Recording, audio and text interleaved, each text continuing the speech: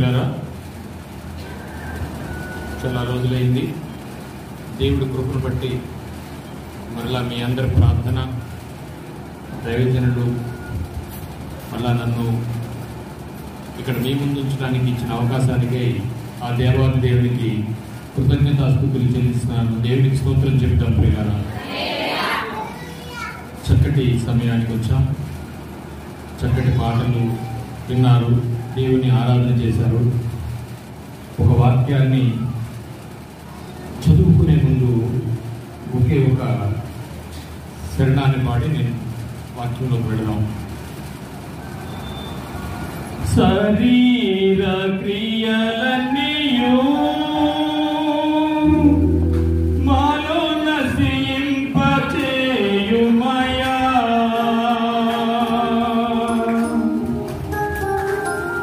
బలహీన సమయములో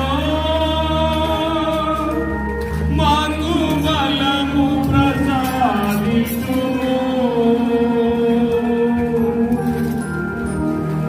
ఆత్మీయ వరములతో మమ్ము అభిషేకం చేయుమయా,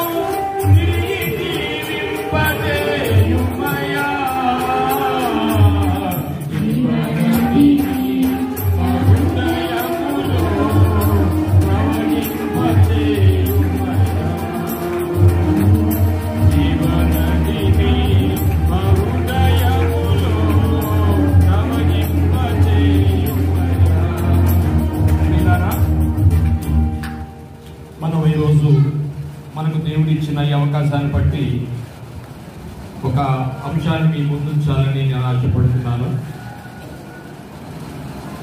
దేవుడు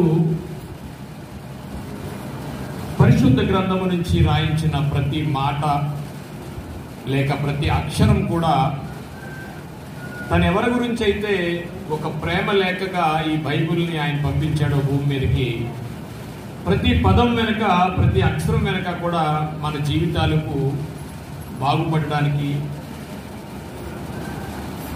ప్రతి విషయం కూడా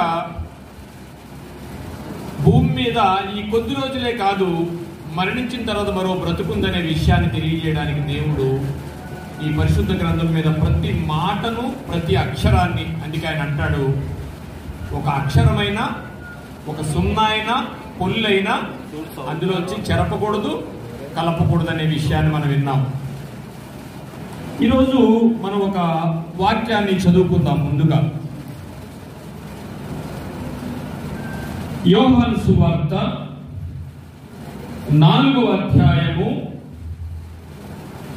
యోహాను గారు రాసిన సువార్త 4వ అధ్యాయము 15వ వచనం చదువుకుందాం ప్రియులారా. ఆ స్త్రీ ఆయనను చూసి, అయ్యా, నేను దప్పికొనకుండునట్లు చేదుకొనుట ఇంత దూరం రాకుండునట్లును ఆ నీళ్లు నాకు దయచేయమని అడుగగా, యేసు, నీవు వెళ్ళి నీ పెనిమిటిని పిలుచుకొని ఇక్కడకు రమ్మని ఆమెతో చెప్పాను. ఆ స్త్రీ, నాకు పెనిమిటి లేడు అనగా, యేసు ఆమెతో, నాకు పెనిమిటి లేడని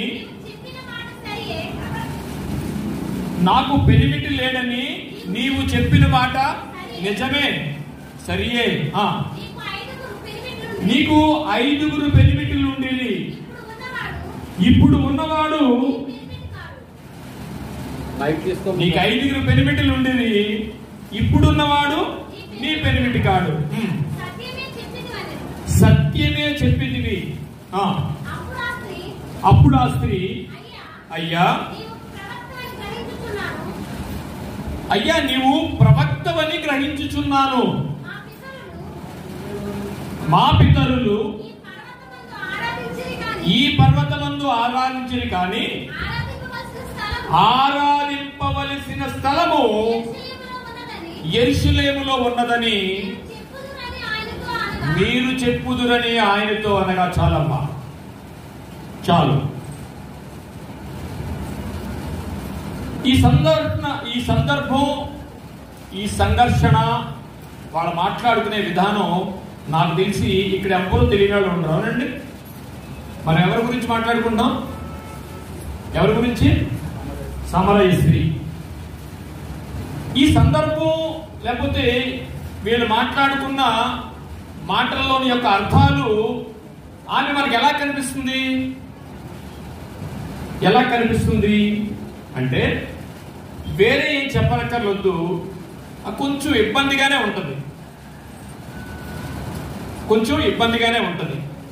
ఇది ఇప్పుడు మనం చదువుకున్న అధ్యాయంలో 4వ అధ్యాయంలో యోహాను గారు రాస్తున్న సువార్తలో ఈ అధ్యాయం అంతా ఆఖరి వరకు చదువుకుంటే ఒక సమరయ స్త్రీ అనే ఒక ఉదాంతం మనకు కనిపిస్తూ ఉంటుంది. దీని గురించి ఈ సమరయ స్త్రీ ఎవరు ఏంటి అనే విషయాన్ని ఏ పాస్టర్ గారు ఎక్కడా కూడా మాట్లాడకుండా ఉండలేదు. ఏ విశ్వాసి కూడా ఒక్కసారి కూడా వినకుండా ఉండలేదు. సమరయ స్త్రీ అంటే నాకు తెలియదండి ఇంతవరకు అన్నవాళ్ళు ఎవరైనా ఉన్నారు ఇక్కడ? ఇంకా చేయటం పర్వాలేదు, బహుశా ఉండరు. ప్రపంచానికి అంతటికీ తెలుసు. ఏ పాస్టర్ గారు ఇంతవరకు కూడా ఆ సమరయ స్త్రీ గురించి మాట్లాడకుండా ఉండరు, వినని విశ్వాసి కూడా ఉండడు. కానీ ఆ సమరయ స్త్రీ మీద ఎలాంటి ఉద్దేశం ఉందనేది నేను అడగను. కానీ విన్నవాళ్ళు, చెప్పిన వాళ్ళు అభిప్రాయం ఏంటి? ఆమె చెడ్డ బిహేవియర్, అంతే కదా? ఇది మనకు అందరికీ తెలుసా? ఇది అందరికీ తెలిసిన విషయం. ఎందుకంటే స్పష్టంగా అక్కడ కనిపిస్తుంది. నీకు ఈ నీళ్ళు కావాలా? మీ ఆయన తీసుకురా. అయ్యా నాకు ఆయన లేడు. ఎస్ యు ఆర్ రైట్, బాగానే చెప్పు. మీకు ఆయన లేడు అనేది నిజమే. 5 ఉన్నారు నీకు 5 బెనిఫిట్లు ఉండేవి. సో ఇక్కడ ఈ అంశాన్ని మనం చూసినప్పుడు ఆమె ఒక వ్యభిచారిగా, ఒక తప్పుడు స్త్రీగా, ఒక పాపాత్మురాలుగా అక్షరార్థంగా మనకు కనిపిస్తుంది. అలాగే మీరు ఎక్కడికి వెళ్ళి ఎవరినే చెప్పింది ఎంతవరకు మీరు చూసినా ఆమె గురించి తప్పుగా కానీ మామూలుగానే ఉండదు. అండి, మచ్చుగా మీకు కూడా చూపిస్తాను నేను. ఈరోజు ప్రపంచాన్ని మనం చాలా సార్లు బైబిల్ చదువుతున్నప్పుడు ఎలా ఉంటుందంటే పిల్లరా, ఎలా ఉంటుందంటే జక్కీ గారి దగ్గరికి యేసుప్రభు గారు వెళ్ళిపోయారు. జక్కీ గారిని పిలిచాడు కిందకి. ఎందుకు జక్కీ గారి దగ్గరికి వెళ్ళడం? కానీ మనందరికీ జక్కీ గారి దగ్గరికి వెళ్ళాడని తెలుసు, కానీ ఎందుకు జక్కీ గారి దగ్గరికి వెళ్ళారో తెలియదు.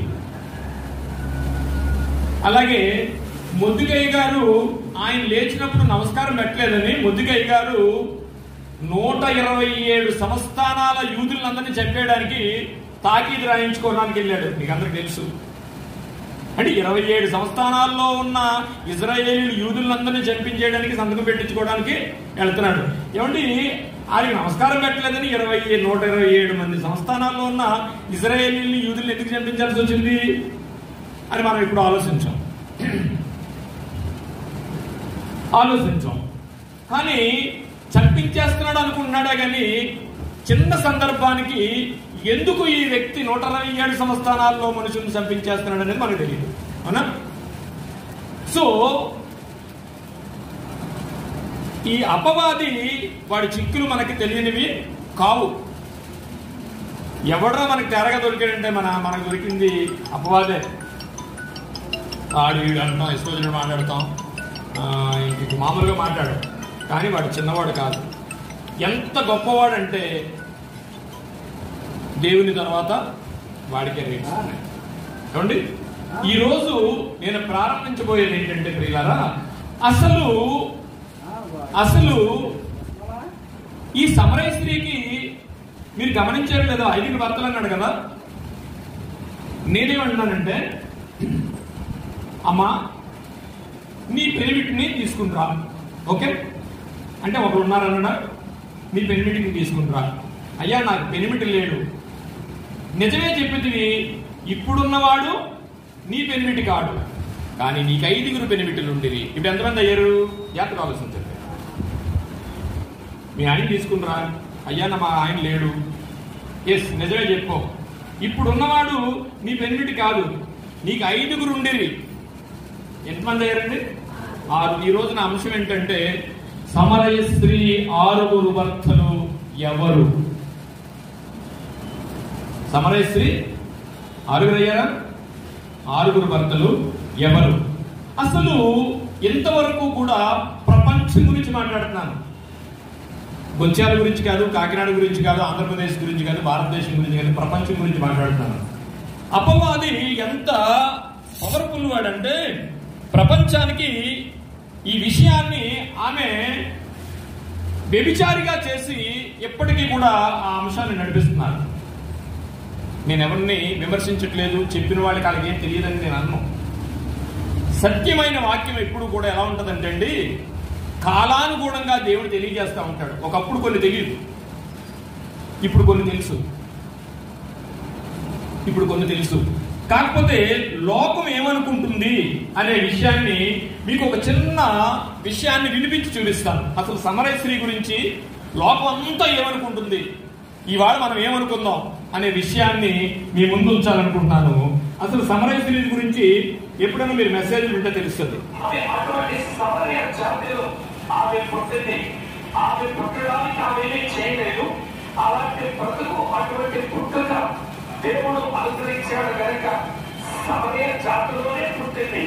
ఆమె పుట్టుకు మరి ఎవరు నిందించలేము, కానీ దేవుడే అటువంటి జాతులు ఆమెకు జన్మనిచ్చాడు. కానీ చెప్పాల్సి ఉంది. జాగ్రత్తగా ఆలోచించండి. తర్వాత ఆమె జీవించిన జీవితాన్ని కానీ చూస్తే అది చాలా రోత, అది చాలా అసహ్యకరమైన జీవితాన్ని ఆమె జీవించింది. ఆమె జీవితం కుదురపడది అని 5 భర్తలు, భర్త తర్వాత భర్తలు, 5 భర్తలను ఆమె కలిసి వారితో జీవిస్తూ వచ్చింది. కానీ ఎవరితోనూ ఆమె కుటుంబ జీవితం చెక్కబడలేదు. ఇప్పుడు ఒకరు ఆమెతో ఉన్నారు.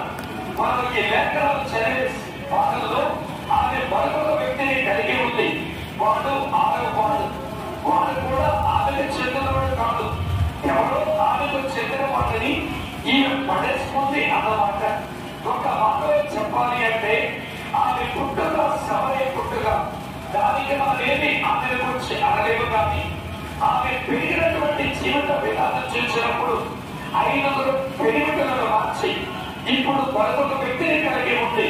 ఆమె జీవితం అంతా చూసినప్పుడు ఒక పాప ప్రాణంలో ఆమె గుర్తులు పోతున్న ఒక సోదరిగా ఆమె జీవితం మనకి కనబడుతూ ఉంది.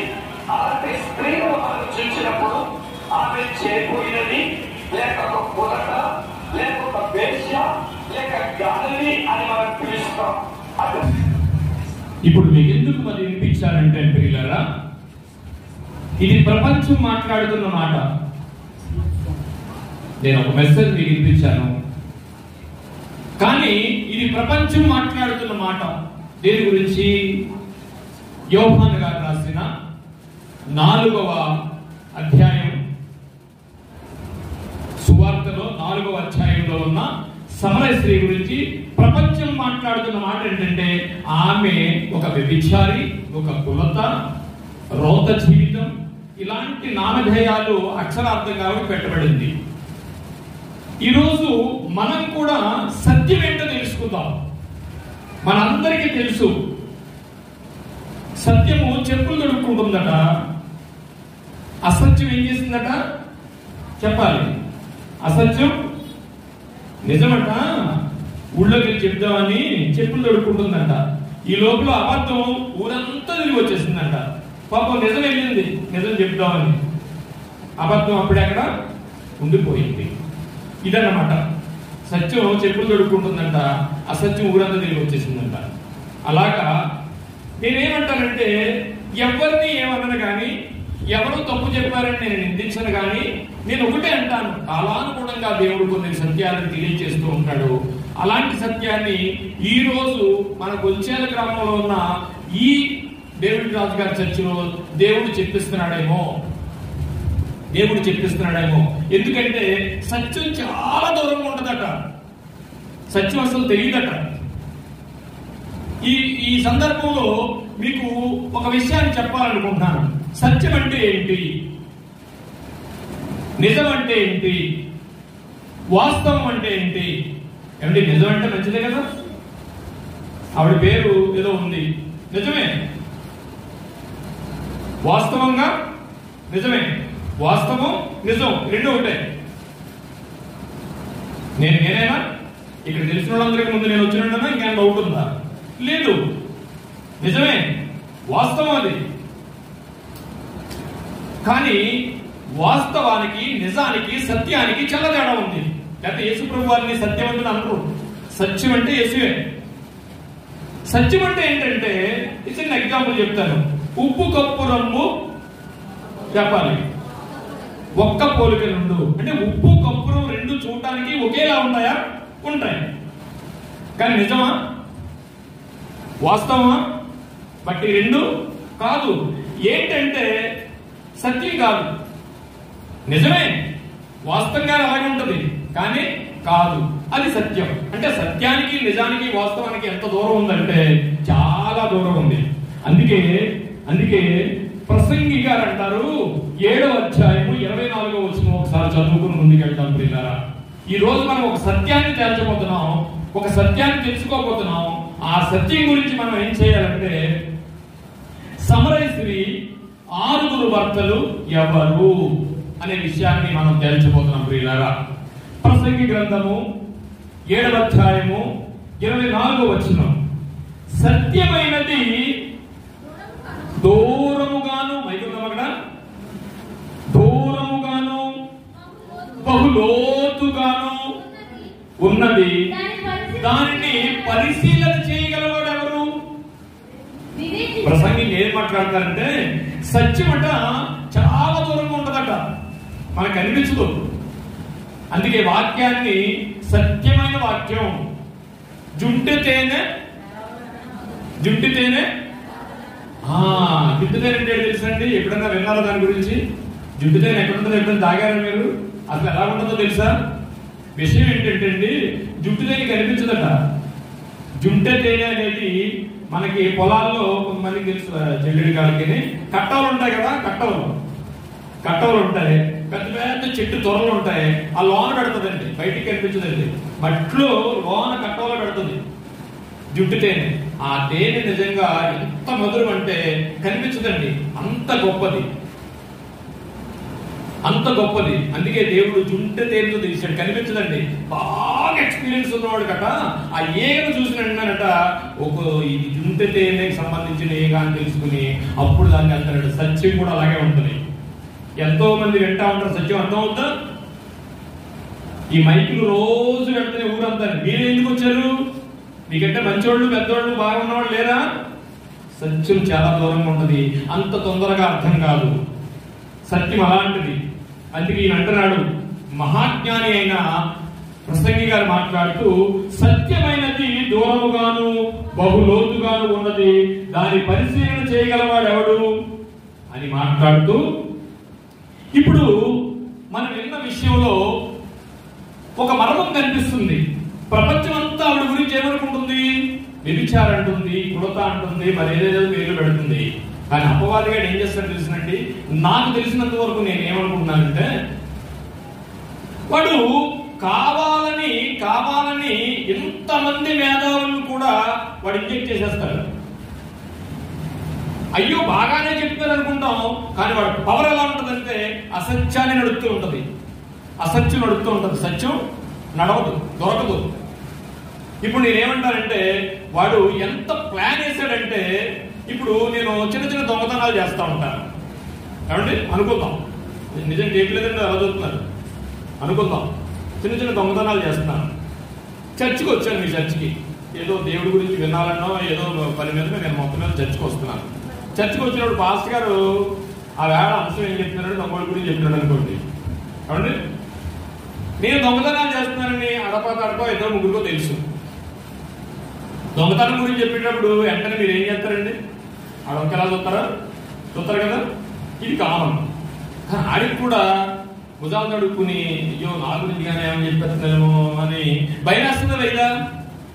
అలాగే నేను నా ఎనాలిసిస్ ప్రకారం అపవాది ఈ అంశాన్ని తప్పుదారి పట్టించిందేమో అనుకుంటున్నాను నేను. అలాగే ఒక వ్యభిచారం లేకపోతే మనం అనుకున్న సమరయ స్త్రీకి ఉన్న పుస్తకంలో గ్రంథంలో చదువుకున్న అలవాటు ఏమైనా ఉంటే అలాంటి ఆవిడ ఆలయానికి వచ్చి ఏదో దేవుడి మీద కాస్త సమాధానం పొందుదాం, దేవుడిని తెలుసుకుందామని ఎన్నో బాధల్లో వచ్చిందనుకోండి. అదే రోజు ఈ సమరయ స్త్రీ వాక్యం చెప్తున్నారనుకోండి, వాట్ ఈస్ షీ ఫీలింగ్?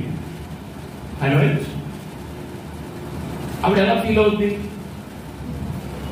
ఇక్కడ ఏదో బాగోలేదు, నా గురించి కొంతమందికి తెలుసు, నేను రావడం మానేయడం కలిసి ఇంకో చర్చికి వెళ్ళిపోదాం. ఇది ప్రాక్టికల్ గా జరుగుతుందో జరగదా? దొంగనైన నేను ఎలా అయితే దొంగ గురించి చెప్తుంటే అందరూ నా ఇంటి చూస్తున్నారో అలాగే ఎంతో కొంతమంది ఆమె వంక చూస్తారు. అది భరించలేని ఆ స్త్రీ అక్కడి నుంచి మానేస్తుంది. ఇది ప్రాక్టికల్ సత్యం, భౌతికంగా జరిగేది ఇదే. నేను అనుకుంటున్నాను ఈ అంశాన్ని ప్రపంచంలో ఇప్పటి వరకు కూడా అలా లాగుతూ తీసుకొచ్చి అందరూ ఆమె కులత, అందరూ ఆమె వ్యభిచారి, 5 భర్తలు కాదు, 5 భర్తల తర్వాత ఇంకొక భర్త కూడా ఉన్నాడు, ఎవరి వాడినో పడేసుకుంది అనుకునే విషయాన్ని కూడా మనం విన్నాం. ఇలాంటి మాటలు అంటున్నప్పుడు ఆ స్త్రీ మారడానికి అవకాశం ఉంటుందా? ఏ చర్చ కన్నా వెళ్తే ఇదే అంశం చెప్తున్నారు అనుకోండి, భరించడం కొంచెం కష్టం అవుతుంది కదా. అంటే ఇది ప్రాక్టికల్ గా నేను కూడా చూశాను.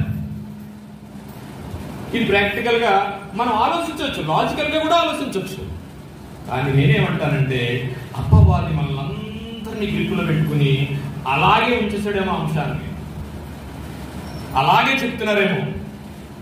మీరు విన్న మాటలు మామూలు చిన్న ఆయన చెప్పినవి కాదండి, చాలా పెద్ద. ఆయన ముందు మేము ఎంత కూడా కాదు, నేను చాలా యూకేజీ ఎల్కేజీ కంటే చాలా చిన్నవాళ్ళం. మీరు విన్న మాటల్లో చెప్పిన ఆయన గారు మాటలు అలా అని ఆయన తప్పు చెప్పారని నేను అనను. సత్యం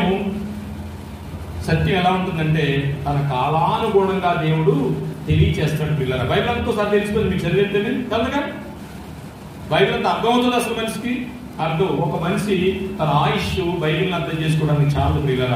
నువ్వేంటో నీకే తెలియదు, ఇంకా మనం ఎక్కడి నుంచి వచ్చామో మన గురించే పూర్తిగా తెలియదు. సో ఇది రహస్యం అంటే దేవుడు చాలా మర్మాలు పెట్టేశాడు, ఆ మర్మాలు మనకు అర్థం కావు, మర్మాలు మనకు ఎందుకు అనేవాళ్ళు చాలా మంది ఉన్నారు. అసలు మర్మాల గురించి బైబిల్ ఏం చెప్తుందో, రహస్యాల గురించి బైబిల్ ఏం చెప్తుందో ఒక అంశాన్ని మేము ముందు ఉంచుతాను పిల్లరా. మార్కు గారు రాసిన సువార్త 4వ అధ్యాయము 20వ వచనం. మార్కు గారు రాసిన సువార్త 4వ అధ్యాయము 20వ వచనం. రహస్యమైనది ఏదైనను, ఇది బైబిల్లో దేవుడు పరిశుద్ధాత్మ ద్వారా రాయించిన మాట, రహస్యం ఏదైనను తేటపరచబడకపోదు, బయలుపరచబడుటకే ఏం చేయబడింది? బయలుపరచబడుటకే గాని ఏది మరుగుపరచబడలేదట. ఈ మాట అర్థమైందో లేదో నాకు, మిమ్మల్ని చూసి నాకు అర్థం కాదు. ఇదేంటిది? బైబిల్లో రహస్యమైనది ఏది తేటపరచకపోతే, రహస్యం అంటూ ఉంటే ఖచ్చితంగా ఓపెన్ అయిపోద్దట, ఓపెన్ చేయడానికే మరుగు చేయబడిందట. అంటే అందుకే కీర్తనకారుడు ఏమన్నాడు? దివారాత్రులు దాన్ని ధ్యానించేవాడు ధన్యుడు. ఇప్పుడు మనం ఏమనుకుందాం అంటే బైబిల్లో ఏమైనా రహస్యాలు ఉంటే ఒకసారి 2 సార్లు చదివితే అర్థం అవ్వకపోవచ్చు, కానీ దివారాత్రులు దాన్ని ధ్యానిస్తే ఏమవుతుందట? రహస్యమైనది ఏదైనా నువ్వు తేటపరచబడకపోదు, బయలుపరచబడికే గాని ఏది మరుగుపరచబడలేదు. నాకు ఒక అలవాటు ఉంది, బైబిల్ మొదలెట్టు కానీ ఇప్పుడు వరకు కూడా ఎంతో కొంత ఆదికాండం మొదటి అధ్యాయం చదువుతాను రోజుని అలవాటు అది. అలా అని అదేముందంటే రోజుకో రహస్యం బయటపడుతూ ఉంటుంది. పూర్వకాలం ఏమనుకున్నామంటే నలుడు ఒంటరిగా ఉండు కాదని పెళ్లి చేసాడు దేవుడు అంటే పాడైపోతాడని చేసాడు అనుకున్నాం. ముందు ఒక్కడు ఉన్నాడు కదా, పాడైపోతుండే అనుకున్నాం చానాడు. మళ్ళా చదవడం మొదలెడితే ఎవరు చదువుతుంది? పాడైపోవడానికి అక్కడ ఎవరున్నారు? ఏదైనా లేవు కదా పాడైపోవడానికి. ఇంకెవరన్నా ఆడవాళ్ళు మొగడు ఉంటే ఇతను పాడైపోతాడు. ఇలాగా బైబిల్ అలా చదువుతుంటే అలా వెళుతుంటే నీకు ఏంటంటే జుంటు తేనె లాంటిది మనకు కనిపిస్తూ ఉంటది. అది ఏంటో మనకు తెలియాలి. ఆ ఏగేంటో మనకు తెలిస్తే కానీ అది జుంటు తేనె ఎక్కడ ఉందో తెలియదు. ఆ ఏగ కూడా వెళ్తే కానీ తెలియదు. ముత్యాలు ఎక్కడ ఉంటాయండి? ముత్యాలు ఎక్కడ ఉంటాయి? ఎక్కడమ్మా? సముద్రంలో ఉంటాయి. సముద్రంలో ఎక్కడ ఉంటాయి? ఆల్చిప్పలు ఉంటాయి. ఆల్చిప్పలు ఎక్కడ ఉంటాయి అంటే సముద్రాల్లో ఉండే ఆల్చిప్పలు మనకి ఎక్కడ కూడా దొరుకుతాయి. కానీ ముత్యాలు ఉండే ఆల్చిప్పలు ఉన్నాయి. అవి ఎక్కడ ఉంటాయట? లోతుగా ఉంటాయటండి. ముత్యాలు అవి తయారు చేసినవా నేచురల్ గా వచ్చినవా? ముత్యాలు తయారు చేసినవి కదండి, ప్రకృతి సిద్ధంగా అవి వచ్చినవి అనమాట. అదే వాక్యం ఎలా ఉంటుందంటే చాలా లోతుగా ఉంటుంది అనమాట. ఈ రోజు మనం ఏం చేయబోతున్నాం అంటే నిజంగా బైబిల్లో రాసినట్టే ఆమెకు 6 భర్తలు ఉన్నారా? వారు భౌతికమైన భర్తలేనా కాక ఇంకేదైనా చెప్తుందా? ఎందుకు అనుమానం రావాలంటే ఇగో నీకు 5 పెనిమిట్లు ఉండేవి అనగానే ఏమంటుందండి? ఏమంటుంది చూడండి ఒకసారి. నీకు 5 పెనిమిట్లు ఉండేవి అన్నది.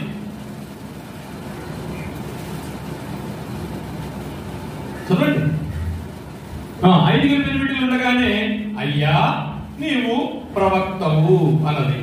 5 పెనిమిట్లు అనగానే ఉంటే ఊరుకుంటుందండి? ఎవడో అపరిచితుడు వెళ్ళిపోతున్నాడు.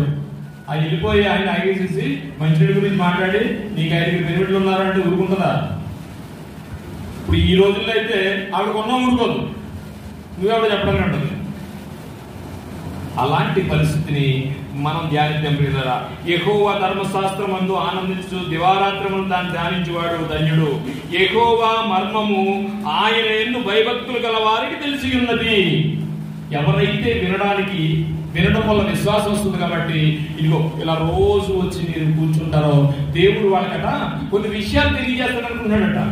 వినాలి అనుకునే వాళ్ళకి తెలియజేస్తాడట. అదే మాట్లాడుతున్నాడు కీర్తన గ్రంథం 25:14 వచనంలో ఆయన అంటాడు. కీర్తన గ్రంథము 25:14 యెహోవా మర్మము ఆయన యందు భయభక్తులు గల వారికి తెలియచున్నది. ఆయన తన నిబంధనను వారికి తెలియచేయును. ఎవరైతే భయభక్తులు కలిగి ఆయన వాక్యాన్ని వినాలి, ఆయన వాక్యం వినడం వల్ల నాకు ఇదిగో నా జీవితం మారుతుంది, ఆయన వాక్యం వింటే నాకు ఊరట కలుగుతుంది, ఆయన వాక్యం వింటే నా కుటుంబంలో సమాధానం కలుగుతుంది అని ఎవరు వాక్యాన్ని వినడానికి వస్తారో వాళ్ళకి దేవుడు తెలియజేస్తాడట. భయభక్తులు గల వారికి తెలియజేయనంటే నేను తెలిసింది నేను భయభక్తులు కలిగి దేవుడు ఏం ఏదో ఉన్నాను నేను అంటలేదు. ఇదిగో మీరున్నారు చూసారా, భయభక్తులు కలిగి వాక్యం వినాలని వచ్చేవారికి ఈ రోజు మీకు ఒక మర్మాన్ని తెలియజేయబోతున్నాడు దేవుడు. ప్రపంచానికి తెలియని విషయాన్ని ఈ రోజు తెలియజేయలేకపోతున్నాడు. ఎవరైనా కానివ్వండి ఆయన ఎందుకు భయభక్తులు గల వారికి ఆయన మర్మములు తెలియచేస్తాడు. మర్మం అంటే ఏంటండి?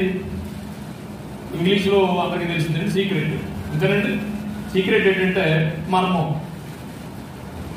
నిన్ను తెలియలేదు, ఇవాళ తెలిసింది, అయిపోయిందా? నిన్న బంగారం రేట్ అంటే తెలియదు మనకి, ఇవాళ తెలిసింది, అదే సీక్రెట్. అదే బైబిల్లో కూడా కొన్ని విషయాలు తెలియదు మనకి, కానీ తర్వాత తెలిసింది. అంటే మర్మాల కంటే ఎప్పుడు దేవుడు ఉంచలేదు. ప్రతి మర్మాన్ని తెలియజేయాలనుకుంటే నువ్వు దివారాత్రులు భయభక్తులు కలిగి దేవుడు ఆలయంలో మెలగాలి. అదే విషయాన్ని చెప్పినాడు పిల్లల. ఈ సంగతులు ఎందుకు ఇలాంటి మర్మాలుగా పెడుతున్నాడు? ఎందుకు ఆ వ్యభిచార స్త్రీ అంటూ వ్యభిచార స్త్రీ కానట్టుగా మనకు అందులో కనిపిస్తుంది? ఎందుకు ఇలా చేస్తున్నాడంటే మనం అటండి యుగాంతమందు చాలా జాగ్రత్త పడాలని దేవుడు ఏం చెప్తున్నాడంటే కొరింథీయులకు రాసిన మొదటి పత్రిక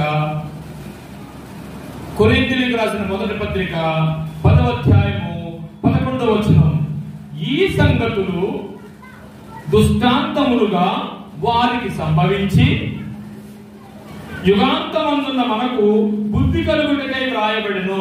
ఏంటి ఇలాంటి విషయాలు తెలియకుండా కొన్ని ఉంచి ఆ దేవుడు కాలానుగుణంగా మనకి ఎందుకు తెలుస్తున్నాడు అంటే, యుగాంతమందున్న మనకు ఎక్కడున్నామండి, అది వస్తుంది, సునామీ వస్తుంది, పోతుంది, యుద్ధాలు వస్తాయి, చంద్రుడు పోతాడు, ఈ దిగాంతం ఉందంటే ఆఖరి దినాల్లో ఉన్న మనకి బుద్ధి కలగడానికి దేవుడు ఇలాంటి విషయాలు కొన్ని మరుగు చేశాడంట, రాయించి పెట్టాడంట. అదే చెప్తున్నాడు, ఈ సంగతులు దృష్టాంతములుగా వారికి సంభవించి యుగాంతమందున మనకు బుద్ధి కలుగుటకే వ్రాయబడెను. అనేకమైన పాత నిబంధనలో ఉన్న అనేక ఆనవాళ్లు ఎందుకు అలా ఉంచాడు అంటే, మనకి బుద్ధి కలగడానికి, అంటే ఆ విషయాలు తెలుసుకోవడానికి అనేకమైన అక్కడ పెట్టాడు పిల్లరా. అదే అంటాడు ఆయన యోధా పత్రికలో కూడా, ఈ ప్రకారముగానే సొదొమ గొమొర్రాలను వాటి చుట్టూ ఉన్న పట్టణములను వీరి వలననే వ్యభిచారము చేయించు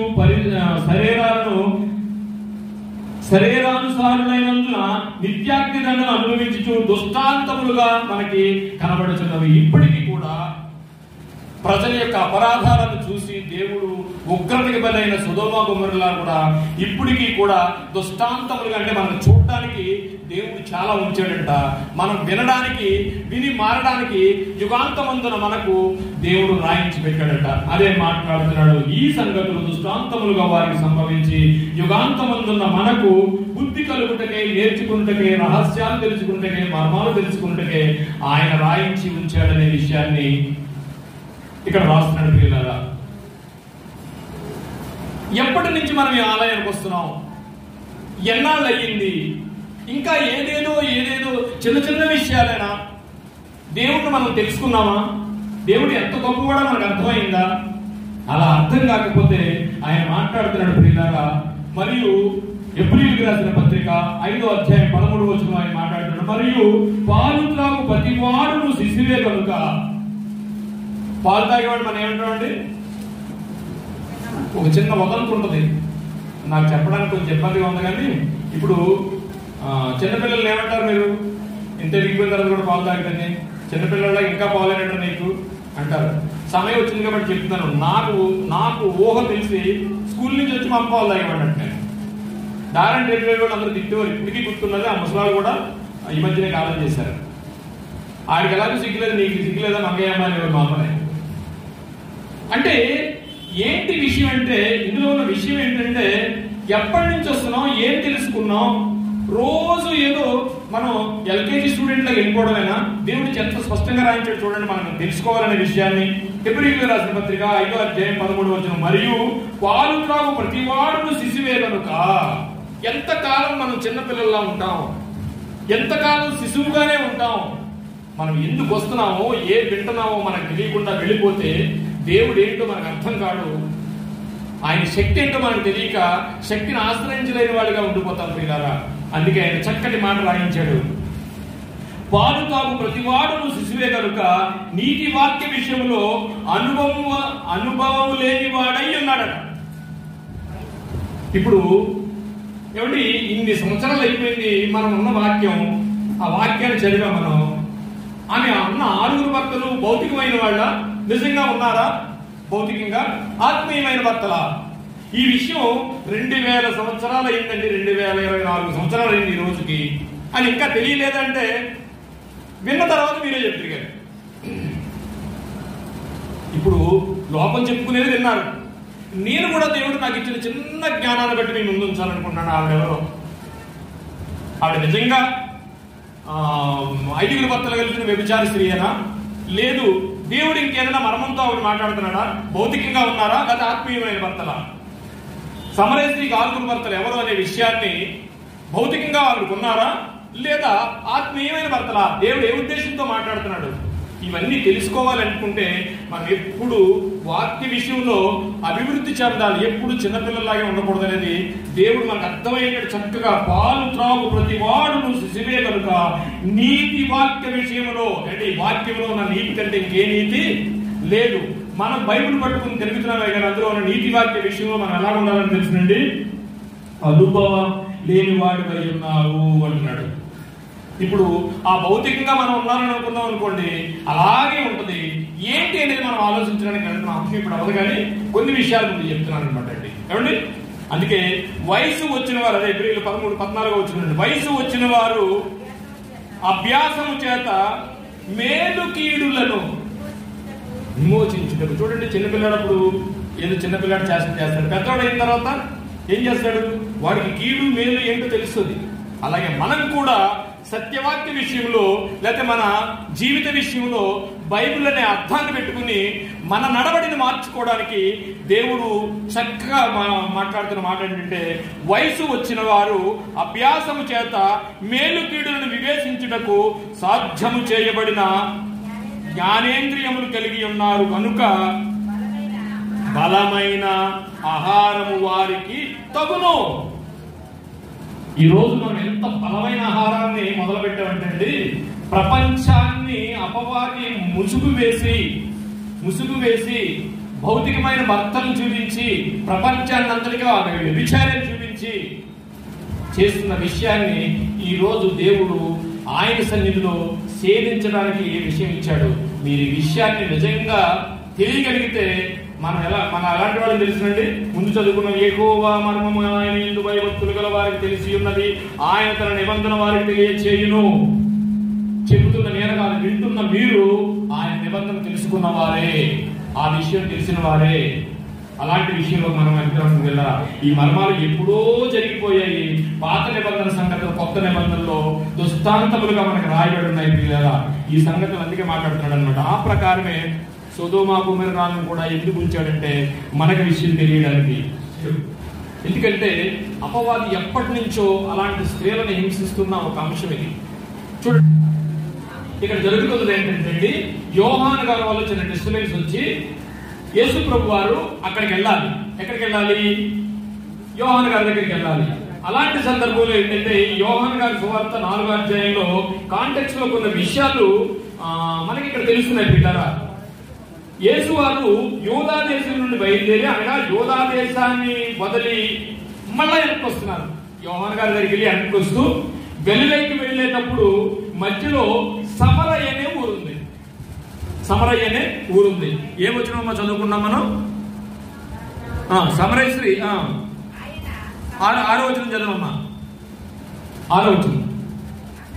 అక్కడ యాకోబు బావి ఉండెను గనుక యేసు ప్రయాణము వలన అలసియున్న రీతినే ఆ బావి యొద్ద కూర్చుండెను. ఒక స్టోరీగా మనం చూద్దాం. యేసు ప్రభు వారు యోహాను గారి దగ్గరికి వెళ్ళి తిరిగి వస్తూ ఎక్కడి నుంచి వస్తున్నాడానికి తిరిగి వస్తూ గలిలయ నుండి యూదా వెళ్ళాలనుకుంటే అక్కడ మధ్యలో సమరయ అనే ఒక ఊరుంది. యూదులు ఎవరు కూడా సమరయలోకి వెళ్ళరు. మనకు చక్కటి మాట ఉంది. యూదులు సమరయులతో సాంగత్యము చేయరు. ఎందుకంటే వాళ్ళు పాపులని, వాళ్ళు సమరయులు శంకరజాతిగా మారిపోయారని, ఇదిగో సమరయ శ్రీ గురించి చెప్పినట్టుగా అలాంటి వాళ్ళుగా మారిపోయారని, సమరయులుగా మారిపోయారని యూదులు గాలి కూడా తగలకుండా సమరయులకు వెళ్ళరు. కానీ యేసు ప్రభు వారు చేసింది ఏంటంటే, చూడండి, చదవమ్మా.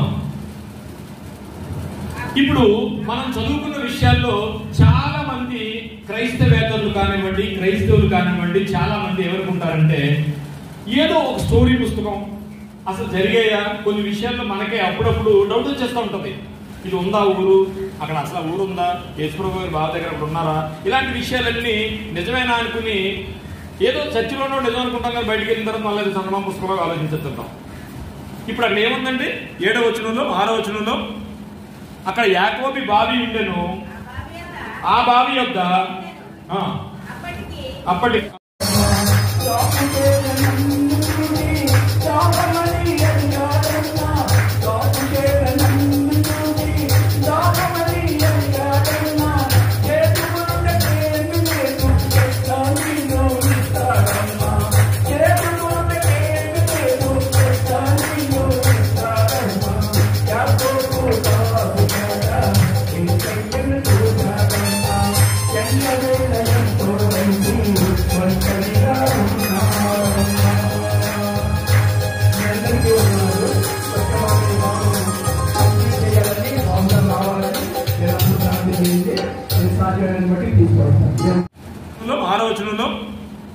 అక్కడ యాకోబు బావి ఉండెను. ఆ బావి యొక్క అప్పటికి చూడమ్మా, ఎందుకు నేను చెప్తున్నానంటే, ఇదిగోండి యాకోబు బావి అనే ఒక మ్యాప్ కొడితే ఇప్పుడు కూడా ఇందులో ఎలా వచ్చిందండి? ఇది యాకోబు బావికి సంబంధించిన సమరయ యోదయ దగ్గరున్న విషయాలన్నమాట. ఇది చూడండి, ఇది ఇప్పుడు కూడా మీరు చూసుకుంటే ఇది అక్కడ ఉంది. అది గూగుల్ మ్యాప్ లో మనం కొట్టినా సరే ఇది ఎలా వస్తుంది అనమాట. చూడండి, సమరయ అనే ఊరు ఉంది అక్కడ. ఇప్పుడు కూడా చక్కగా అక్కడ ఊరు ఉంది. ఏమండి, ఆ ఊర్లో యేసుప్రభు గారు వస్తే ఏం చేశారంటే అక్కడ ఆగారు. ఆగిన తర్వాత ఏం జరిగిందో చూడండి. ఇంచుమించు 12 గంటలు ఆయను సమరయ స్త్రీ, ఆవిడ పేరేంటండి? సమరయ అంటే ఊరు పేరు. సమరయ స్త్రీలోంచి వచ్చింది కాబట్టి సమరయ నుంచి వచ్చిన స్త్రీ. మీరు చిన్న విషయం మాట్లాడతారు. మేము మా చర్చ ఉందనుకోండి, గొంచాల స్త్రీలు అందరూ ఎక్కడ ఉన్నారని అడుగుతాం మా చర్చకి వెళ్తారు. అంతేనా? అంతేనమ్మా? అలాగే సమరయ స్త్రీ అనగానే ఆవిడ పేరు అనుకోవద్దు, సమరయలో ఉంటుంది కాబట్టి వచ్చిన స్త్రీ పేరుని బైబిల్లో లిఖితం అవ్వలేదు. చదవండి. యేసు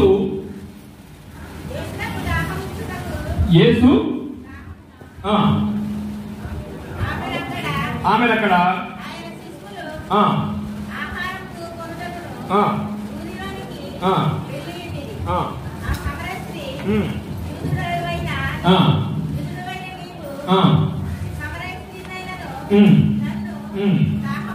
ఇక్కడ మనకు ఒక విషయం అర్థం అవుతుంది. ఇదిగో మీరు యూదులు కదా, మీరు సమరయులు కదా, యూదుడు అయిన నువ్వు మంచి నీళ్ళు దాహానికి ఇమ్మని నన్ను ఎలా అడుగుతున్నావు అంటే చాలా పెద్ద పెద్ద బాధపడవలు ఉన్నాయన్నమాట. మీరు యూదులు కదా, మేము సమరయులు, మాతో మీరు సాంగత్యం చేయరు కదా, మా ఊర్లోకి రారు కదా, అలాంటప్పుడు నువ్వు నన్ను అడుగుతున్నావేంటి అని అడిగింది. ఇప్పుడండి 1800 అంటే ఇది 2000 కదా, 1800 శతాబ్దంలో ఈ బావిని ఫోటో తీస్తే ఫోటోగ్రఫీ కొత్తగా వచ్చినప్పుడు తీసిన ఫోటో అమ్మా ఇది. చూడండి, ఒక చున్నా చూపింది కదా, ఇదిగోండి బావి ఇప్పటికీ ఉంది. ఇది నేను ఎందుకు మీకు చెప్తున్నానంటే, ఇది బైబిల్లో ఉన్నది ఏది కూడా ఆధారాలు లేకుండా కానీ ఏవి కానీ చక్కగా అన్ని లిఖితమై అనేకమైన ఆర్కియలాజికల్ ఆధారాలతో కనిపిస్తుంది. ఇదేంటి తెలుసునండి, 18వ శతాబ్దంలో తీసిన ఫోటో ఇది. ఇగో ఈ యాంగిల్లో తీసుకుంటే ఇగో బావి ఇక్కడ ఉంది, ఊరు ఇక్కడ ఉంది. 18వ శతాబ్దంలోది, క్రీస్తుకు పూర్వం కాదండి. ఫోటోగ్రఫీ లేదుగా అప్పుడు, వచ్చిన తర్వాత తీసింది అనమాట. ఏమండి, అన్ని ఆధారాలతో అయితే బావి ఉందని మనకు అర్థమైంది. ఆ బావి దగ్గరికి వచ్చి కూర్చున్నారు. ఆ బావి దగ్గరికి వచ్చి కూర్చున్న తర్వాత అక్కడ జరుగుతున్న కాన్వర్సేషన్ ఏంటంటే, ఇప్పుడు మనం ఎందుకు ప్రయత్నిస్తున్నాం బైబిల్ పట్టుకుని సమరయ స్త్రీ 6 భక్తులు ఎవరో తెలుసుకోవడానికి. యేసుప్రభు గారు ఏమడిగారు చెప్పమ్మా, ఒకటి కంటిన్యూ చేయండి.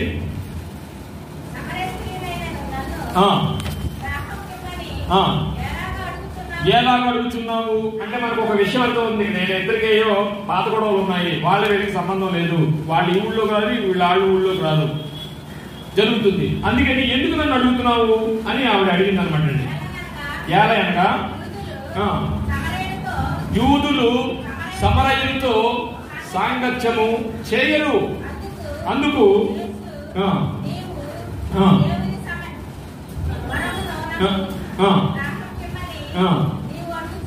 అమ్మా యూదులు సాంగత్యం చేయరని అంటున్నావు కదా, అసలు నేనెవరో తెలిస్తే నీకు ఏమన్నాడండి, నేనెవరినో తెలిస్తే నువ్వు అలా అడగవు అన్నాడు ఆయన.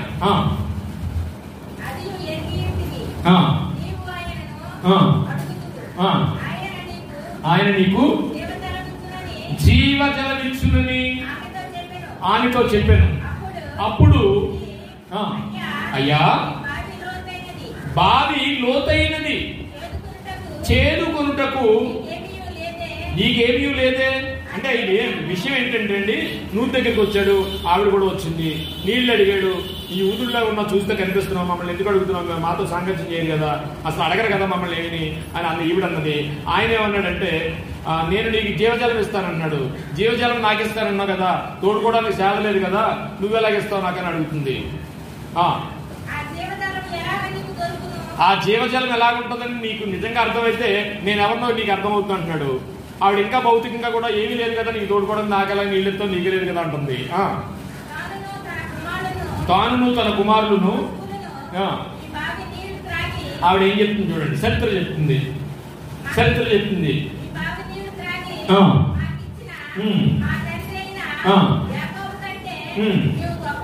యాకోబు కంటే నువ్వు గొప్పవాడుగా యూదయ దేశం విడిచి గలిలయకు తిరిగి వచ్చినప్పుడు జరుగుతున్న సందర్భంలో ఇది యాకోబు తన కుమారుడైన యేసేపునకు చరిత్ర మాట్లాడుతుంది చూడండి. నీళ్ళు అడిగాడు, జాతకు ఆలోచించండి. నీళ్ళు అడిగాడు ఆయన, నీకెందుకు నీళ్ళు అన్నది, నేను నీకు ఇస్తానన్నది, నువ్వు నాకు ఎలాగిస్తావు నీ దగ్గర లేదన్నది, నీకు నేను జీవజలం ఇవ్వగలను అన్నది. జీవజలం ఇవ్వడానికి నీ దగ్గరే ఉంది. ఇది ఈ నుయ్యి ఉంది కదా, యాకోబు గారు తగ్గించిన నుయ్యి ఇది అని చరిత్ర మాట్లాడుతుంది. ఆవిడ ఏం మాట్లాడుతుంది? యాకోబు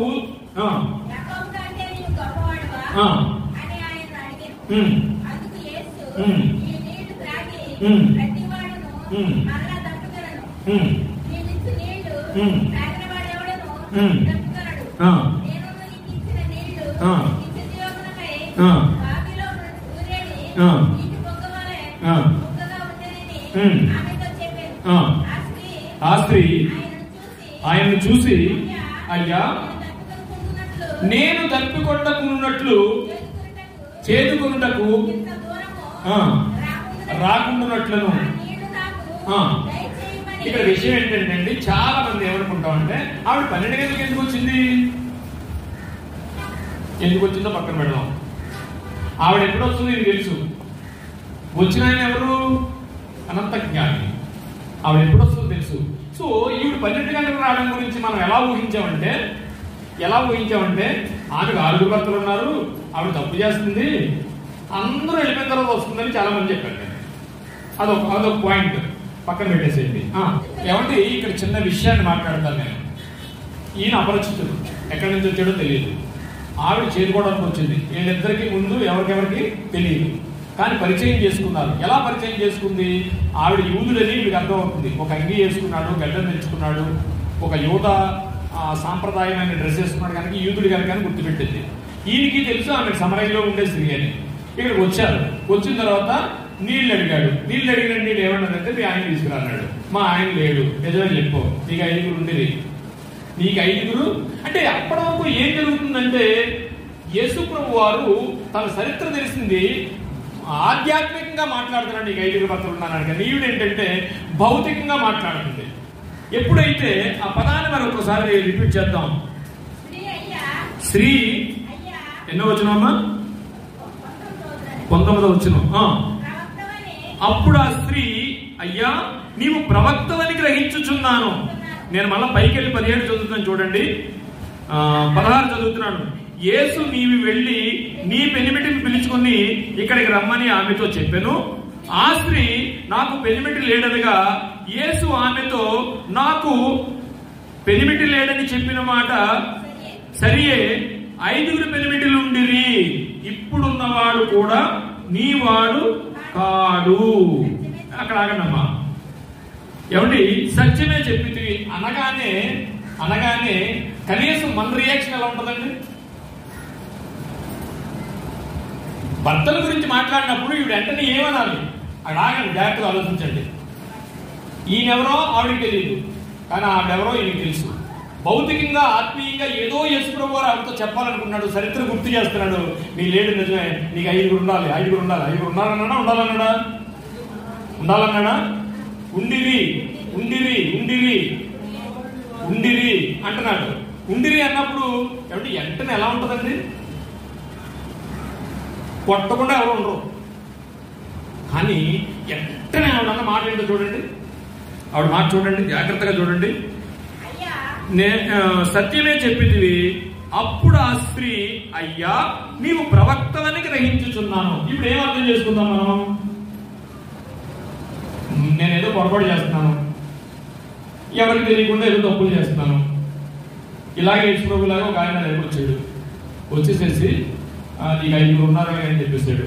ఇప్పుడు నేను ఏమనుకుంటానంటే ఈ అక్షరార్థంగా ఇందులో ఏముందంటే అందరూ పొరపాటు పడడానికి ఏముందంటే నిలిపోయారనుకుంటాం. కానీ ఆ రోజుల్లో ఉన్న కల్చర్ ఏంటంటే ప్రవక్తలు మీకు ఉన్న విషయాన్ని చెప్పేసేవారు, మీ చరిత్ర గురించి చెప్పేసేవారు. దేవుని ద్వారా, జోష్యం ద్వారా కాదు, దేవుని ద్వారా.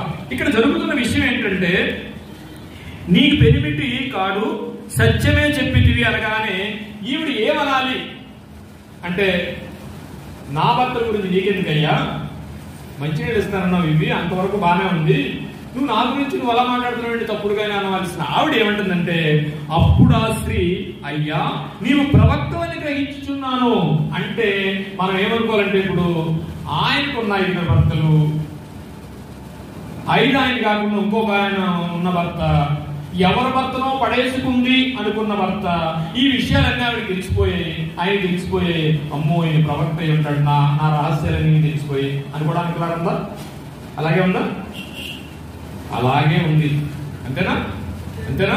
100% ఆమె రహస్యాలు నీకు తెలిసిపోయి చెప్పేస్తే, అయ్యే బాబు నువ్వు మామూలుడు కాదయ్యో, నువ్వు ప్రవక్తవు, నాకు 5 భర్తలు ఉన్నారని తెలిసిపోయింది, ఇంకొకళ్ళు ఏమన్నా పడేసుకున్నాను 6 ఉన్నాడని తెలిసిపోయింది, నువ్వు ప్రవక్తవయ్యా బాబు అన్నట్టు ఉందా? ఖచ్చితంగా అలాగే అనుకోవాలా? అలాగే అనుకుందాం కాసేపు, చదువుదాం. నెక్స్ట్,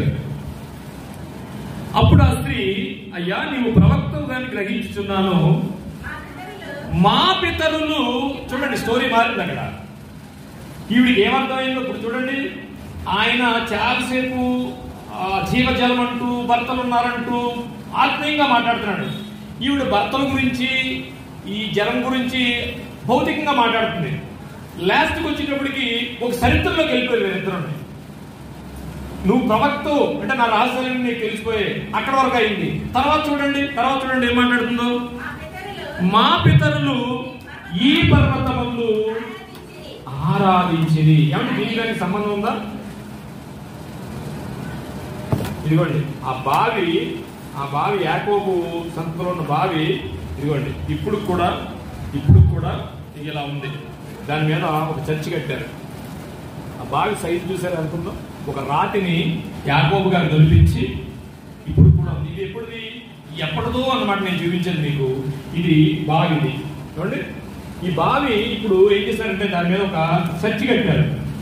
ఆ చర్చు చాలాళ్ళు కట్టడానికి కుదరలేదు. ఆ బావికి ఇలా పెట్టి ఆ చర్చిలోనే ఆ బావి ఇప్పుడు సుఖార్ అనే ఊర్లో ఉంది.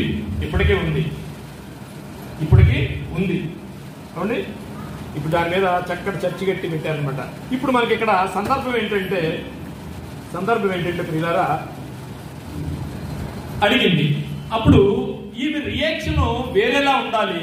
కానీ అడిగింది ముందు ఈయన ఆత్మీయంగా మాట్లాడుతున్నాడు, భౌతికంగా మాట్లాడి ఇద్దరే అర్థం లేదు. కానీ ఆఖరికి ఒక ఏంటి అర్థమైందంటే, అమ్మో ఈయన ఎవరో ప్రవక్తలా ఉన్నాడు, నా విషయాలన్నీ తెలిసిపోయాయి అనుకున్నది. వెళ్ళిపోయిన తర్వాత ఇంకొక చరిత్ర మాట్లాడుతుంది. ఏదో వీళ్ళిద్దరికి తెలిసిన చరిత్ర ఒకటి మాట్లాడుతుంది. ఏం మాట్లాడుతుంది చూడండి. మా పితరులు ఈ పర్వతమందు ఆరాధించింది. కానీ చూడండి సబ్జెక్ట్ మారిపోయింది. చూడండి అసలు సంబంధం ఉందో దీనికి దానికి. కానీ వాళ్ళకేదో అర్థమైపోయింది. ముందు ఆవిడకి అర్థం కాలేదు. తర్వాత ఆయన ఎవరో వీడికి అర్థమైపోయింది. నా రహస్యాలను చెప్పేసి తెలిసిపోయి అనుకుంది అని చరిత్ర మాట్లాడుతుంది. ఇప్పుడు వాళ్ళిద్దరికి ఏం అర్థమైందో మనకు అర్థం కాలేదు ఇంకా. అంతేనండి.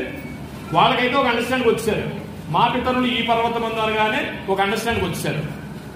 నేనంటానండి, యూదులు సమరయులు చాలా డిస్టెన్స్ మెయింటైన్ చేస్తారండి. అంటే ఆ ఊరి పక్క నుంచి కూడా గాలి తగలకుండా వెళ్తారట. సమరయులు అంటే అంత భక్తులు కాదు, మేము భక్తులు అనే విషయం సమరయులకి వాళ్ళకి ఉండేదన్నమాట. కానీ ఎప్పుడైతే వీళ్ళు ఈ స్త్రీ విషయం తెలిసిపోయిందో దగ్గరకు వచ్చేసారండి. ఎంత దగ్గరకు వచ్చేసారంటే, ఎప్పుడో 50 సంవత్సరాల క్రితం ఈ ఫోటో వేశారండి. మీరు అందరూ చూసుకుంటారు. చూడండి ఈ ఫోటో చూడండి ఎలా ఉందో. ఈ ఫోటో అండి ఎంత లవ్లీ బ్యూటిఫుల్గా ఉంటుంది చూడండి. కలర్లో అయితే మీకు ఇంకా బాగుంటుంది. అంటే ఒక భక్తురాలు తన దగ్గర కూర్చున్నట్టే, ఒక ప్రియురాలు దగ్గర కూర్చున్నట్టుగా చాలా భక్తిగా ఉంటుంది. ఇదిగో చూడండి, ఈ కొండ ఉంది కదా, సుఖార్ అనే కొండ అండి. ఇది ఒరిజినల్గా తీసింది. ఇది అంటే ఆర్టిస్ట్ చేశాడు. కానీ ఇది కొండను చూడండి, ఆ కొండ గురించి ఆవిడ మాట్లాడు. నేను అనుకుంటున్నాను వాళ్ళు మాట్లాడుకునేటప్పుడు దగ్గర అయిపోయారు వాళ్ళు.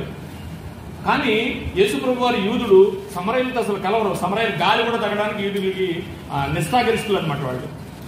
కానీ వీళ్ళు ఫోటో చూసారంటే ఎలాగుందో, చాలా నీరెస్ట్గా వచ్చి లవ్లీగా వాళ్ళు ఎంతో అన్యోన్యంగా మాట్లాడుకున్నట్టుగా ఓ ఫోటో వేశారు. అఫ్కోర్స్ ఆ భక్తుడికి అర్థమై ఉంటుంది ఫోటో వేసినోడికి ఇదేదో నిజమని నేను అన్నాను. కానీ చూడండి, ఆలోచన సరళ చూడండి. అప్పుడు మీకు ఒక పక్కన కొండ కనిపిస్తుంది కదా, ఆవిడ ఏమంటుంది తెలిసిన, మా పితరులు ఇదిగో ఈ పర్వతమందు అని ఉంటుందేమో ఉంది. ఈ పర్వతమందు అట పర్వతం ఉంది. ఏమిటి ఆ పర్వతం? ఆ పర్వతం వైపు చూపిస్తుంది. కానీ మనకి ఇప్పుడు అర్థం కాలేదు. కానీ ఇంతవరకు వచ్చేటప్పటికి ఎక్కడ వచ్చేటప్పటికి 18వ వచనం వచ్చేటప్పటికి 19వ వచనం, అంటే 19వ వచనం వచ్చేటప్పటికి ఆవిడ నా రహస్యాలు తెలిసిపోయినట్టుగా మనకు కనిపిస్తుంది. ఆయన ఎవరో అర్థమైపోయింది ఆవిడకి. ఇక 20వ వచనం వచ్చేటప్పటికి ఒక చరిత్ర గుర్తు చేస్తుంది. అప్పుడు నిజమయ్యా, మా పితరులు ఈ పర్వతమందు, అంటే 5 భర్తలు అనగానే ఈవిడ ఎక్కడికి వెళ్ళిపోయింది? నా రహస్యాలు తెలిసిపోయి అనుకుంది. నిజమేనయ్యా, మా పితరులు ఈ పర్వతమందు అంటే 5 భర్తలకని లేదా 6వ భర్తకని ఈ పర్వతమందు మా పితరులకి సంబంధం ఉందా? కానీ మనకు అర్థం కాలేదు. కానీ వాళ్ళకి ఎంతగా ఏదో పాత స్టోరీ అర్థమైపోయింది. అంతేనండి, స్పష్టంగా ఉంది అక్కడ. నిజమేనయ్యా, నువ్వు కరెక్ట్గా చెప్పేసావు. కానీ మా పితరులు ఈ పర్వతమందు అనే ఫోటో ఉండేది. ఆ ఎదుర్కొంటున్న పర్వతం అదే. మా పితరులు ఈ పర్వతమందు ఆరాధించేది కానీ ఆరాధింపవలసిన స్థలము యెరూషలేములో ఉన్నదని మీరు చెప్పుదురని ఆయనతో అనగా యేసు ఆమెతో ఇట్లా. అంటే మన ముందరుకున్న సబ్జెక్ట్ ఉంది, ఈ సబ్జెక్ట్ కానీ సంబంధం ఉందా? వాళ్ళకి ఏదో అర్థమైపోయి మాట్లాడేసుకుంటారు, మనకు అర్థం కాల. ఇంకా ఆరాధించవలసిన స్థలం ఇంకో మీలాంటి ఒక ఆయన వస్తాడట. ఆయన మేము ఎలా ఆరాధించాలో చెప్తాడట. మేము ఆరాధించవలసిన స్థలం ఎక్కడ ఉందట? యెరూషలేములో ఉందట.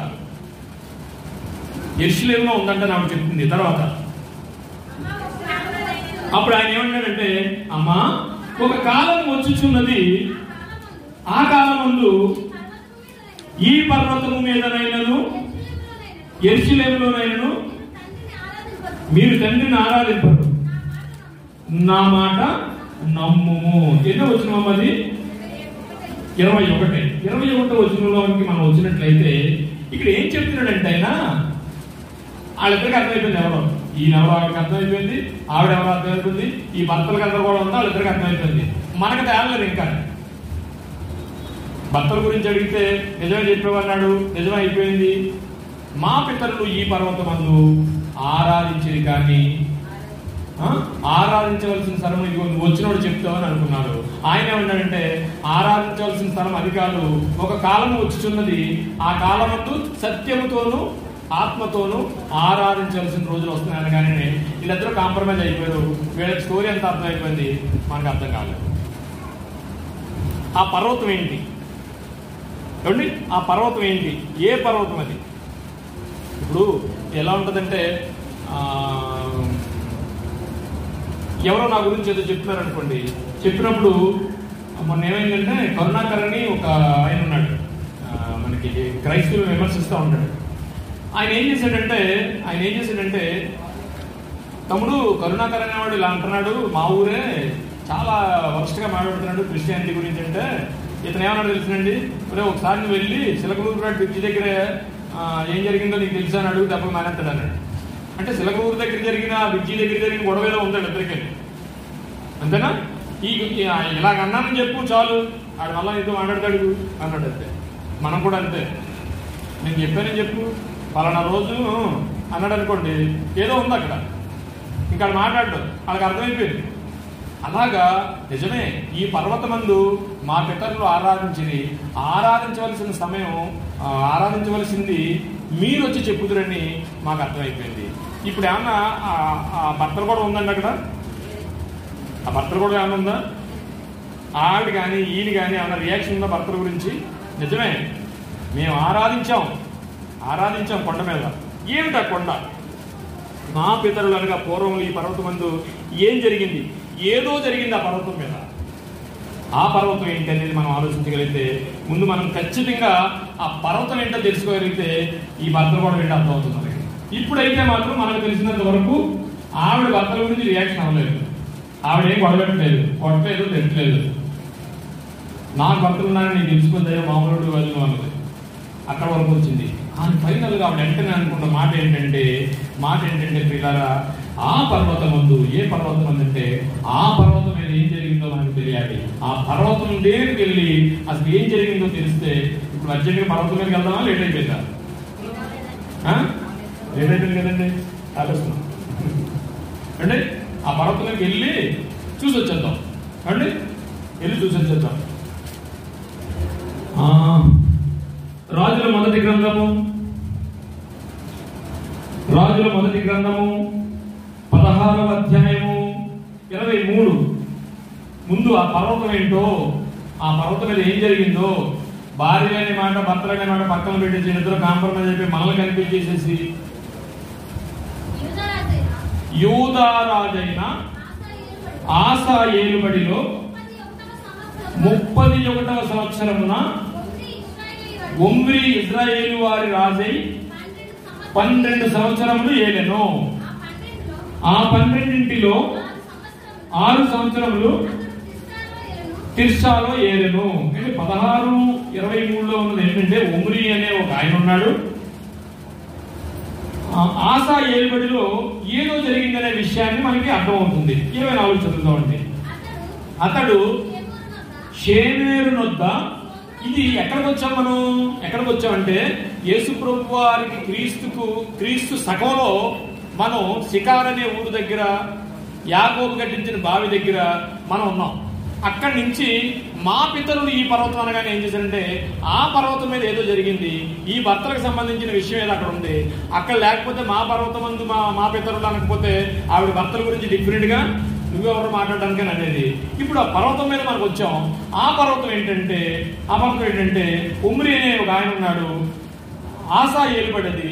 ఆయా ఆసా ఏలుబడిలో అతడు షేమేరు నొద్ద 24, అతడు షేమేరు నొద్ద సోమ్రోను కొండను 4 మణుగులు వెండికి కొనుక్కుని ఆ కొండ మీద పట్టణం కూడా కట్టించి, ఆ కొండ యజమానుడైన షేమేరు అతనిని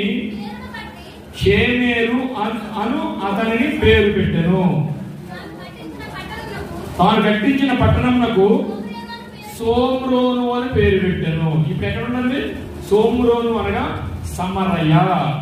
మీరు పాత నిబంధన కదమ్మా, జాగ్రత్తగా ఆలోచించండి. బైబిల్ ఇంట్రెస్ట్ ఉన్నవాళ్ళు పాత నిబంధనలో కానీ కొత్త నిబంధనలో కానీ ఎక్కడన్నా సోమ్రోను అని ఉంటే ఇది అప్పుడున్న సమరయ్యని యేసుప్రభు వారి కాలం వచ్చినప్పుడు సోమ్రోను అన్నారు. మీకు ఎక్కడ సోమ్రోను ఉన్నా అది సమరయ్య అని అర్థం అండి. పాత నిబంధన కానీ కొత్త నిబంధన కానీ ఏమండి. సోమ్రోను ఒక కొండ పేరు అండి. సోమ్రోను ఏంటండి? సోమ్రోను ఒక కొండ పేరు. అంటే సమరయ అంటే ఒక కొండ పేరు, సమరయ అనగా ఒక పట్టణం పేరు. ముందు కొండను కొన్నాడు, ఆ తర్వాత పట్టణం అయిపోయింది. సోమ్రోను అని పేరు పెట్టాను. సోమ్రోను అన్న పదం వచ్చి కింద పుట్టినట్టు చూడండి ఒకసారి. ఏముందమ్మా? సోమ్రోను అని ఏముంది? సమరయ. బైబిల్ ఇంట్రెస్ట్ ఉన్న వాళ్ళందరూ నోట్ చేసుకోండి. సోమ్రోను అని పాత నిబంధన కానీ కొత్త నిబంధన కానీ ఎక్కడున్నా సరే అది సమరయ. ఇప్పుడు మనం ఎక్కడికి వచ్చాం? ఏ కొండది? సమరయ్యనే ఒక కొండ మీదకి వచ్చాం. ఇప్పుడు ఏ కొండ గురించి చెప్తుంది ఆవిడ? సమరయ కొండ. సమరయ కొండ అంతకుముందు ఎవరు కొట్టు? ఒమ్రేను ఒక ఆయన కొన్నాడు, వాళ్ళు వెండించుకున్నాడు, అక్కడ పట్టణాన్ని కొట్టాడు. దాని పేరే సమరయ. అంటే పాత నిబంధనలోని సోమ్రోను అనే, కొత్త నిబంధనలోని సమరయ ఒక్కటే. ఇప్పుడు మనకు అర్థమైందండి. ఆ కొండ ఏంటట? సమరయ కొండ. ఏమండి? సమరయ కొండ. ఇక్కడ ఈ కొండ మీద ఒక ట్విస్ట్ ఒకటి జరిగింది.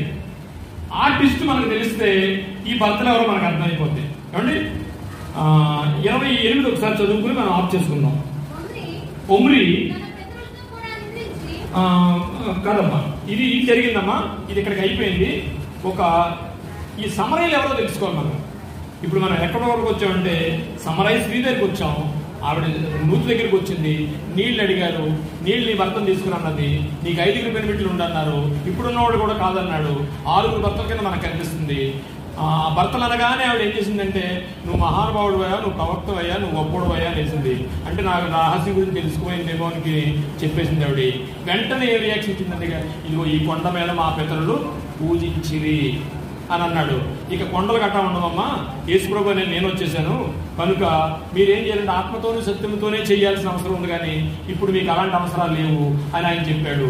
ఆ కొండ ఏంటో తెలుసుకోవాలనుకుంటే అది సమరయ కొండగా మనకు అర్థమైపోయిందా? సమరయ అంటే అర్థమైందా? సోమ్రోన్ అనే కొండ ఇప్పుడు సమరయ అనే కొండది. ఆ కొండ ఒక పట్టణంగా మారిపోయింది. ఆ పట్టణంలోంచి సోమ్రోన్ అనే పట్టణం సమరయగా మారిన ఆ పట్టణంలోంచి నీళ్లు తోడుకొని వచ్చిందే ఈ సమరయ స్త్రీ. అంటే సమరయ స్త్రీ అనేది ఆవిడ పేరా ఊరి పేరా? ఊరి పేరు. సో ఇప్పుడు సమరయులు ఏదో మనం తెలుసుకోవాలి. సమరయులు ఎందుకు వాళ్ళకి వీళ్ళకి ఆవిడేమంది? సమరయులు యూదులు సమరయులతో సాంగత్యం చేయరు. ఎందుకు చేయరు? అసలు ఆ కొండ మీద ఏం జరిగింది?